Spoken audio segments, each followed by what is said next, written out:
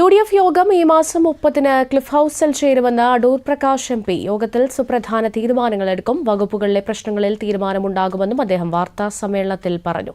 KPCC അധ്യക്ഷ സ്ഥാനത്തിൽ വൈകാതെ തീരുമാനമുണ്ടാകുമെന്നും അടൂർ പ്രകാശ് വ്യക്തമാക്കി. UDF-ന്റെ ഐക്യ ജനാധിപത്യ മുന്നണിയുടെ സംസ്ഥാന ഏകോപന സമിതി യോഗം ഈ വരുന്ന 30-ാം തീയതി 30/7/2026 വ്യാഴാഴ്ച രാവിലെ 11 മണിക്ക് ക്ലിഫ് ഹൌസിൽ വെച്ച് ബഹുമാനപ്പെട്ട മുഖ്യമന്ത്രിയുടെ അധ്യക്ഷതയിൽ കൂടുന്നതാണ്. ഈ യോഗത്തിൽ വെച്ച് പല തീരുമാനങ്ങളും കൈക്കൊള്ളും. ആ തീരുമാനങ്ങൾ പലതും മറ്റ് മന്ത്രിമാരുമായി ഒക്കെ ചർച്ച ചെയ്തുകൊണ്ട് ഓരോ